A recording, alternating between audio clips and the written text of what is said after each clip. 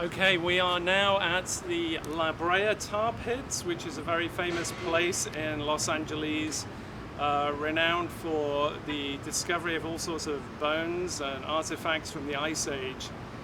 Basically, the animals used to get trapped in the tar, get stuck, and basically perish, and all the bones would collect over the hundreds of thousands of years, and they're now all being dug up by the museum. But from our standpoint, it's a really good place for photo shoots, as you can see. What attracted me to this location was the intricate lattice roofing that you can see up there, combined with the very contrasty, shadowy effect all over the floor. Those long straight lines act as leading lines to have the viewer focus on Abigail and her outfit. Now, Abigail was really keen to emphasize the bag, so by having her sideways onto the camera with the bag out in front, it provided a really nice separation from her body, which allowed the bag to stand out more. So that worked really nicely, but I felt like the picture needed a little more dynamism. So as you just saw, I had Abigail step forward a little bit to imply more movement. And I actually think that seemed to work a lot better. So we ended this series with a few close-ups, and as you can see throughout this group of clips, we were having to pause every now and again to let people walk in and out of the frame. Okay, so those came out pretty well. We're happy. Are you happy, Abigail? Yes, very happy.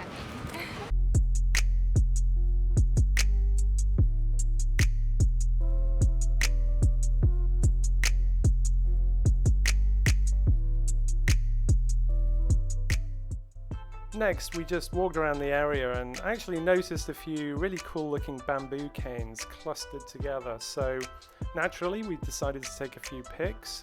We didn't bother setting up the video, but you can see the pictures here.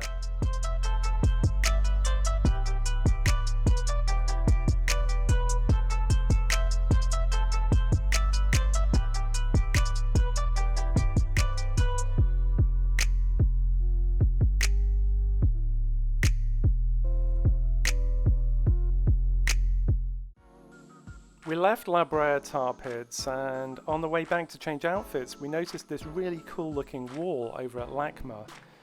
At this point, it was boiling hot. It was 93 degrees.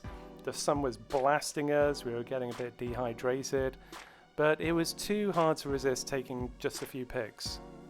Now, the three main reasons that I was attracted to this composition were, firstly, the wall and the floor colors. They provided a complementary color palette to Abigail's outfit.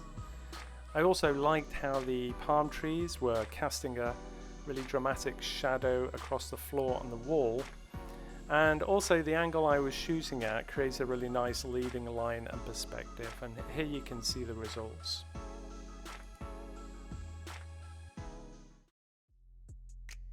After being blasted by the sun, we were more than happy to find shade inside this pretty amazing installation called Second Home Pavilion. It's an amazing multicolored tent structure and actually a photographer's dream and nightmare both at the same time. On the plus side, it's unique, it's dramatic, it's colorful, but on the downside, it's very, very popular with tons of people moving into the shot all of the time. Plus, it was still very bright and Abigail was struggling to keep her eyes open. Anyway, you can see us experimenting with different compositions here, and what I particularly liked is how the video captures this little toddler who wandered into the shot and was eventually found by his anxious mum. So with more prep time, I know we could have created some epic images here, but I'm still very, very happy with what we came up with this run and gun shoot.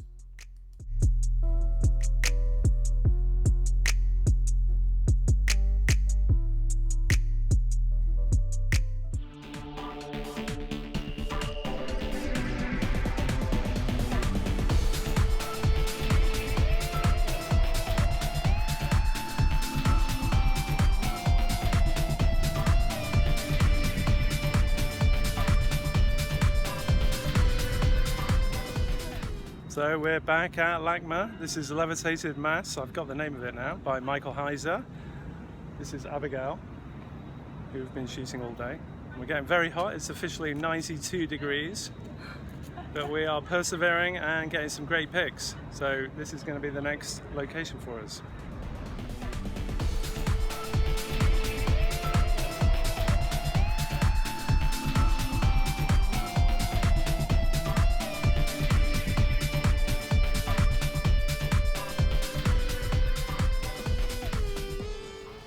Okay, so it's a wrap. We've finished our shoots. It went really well.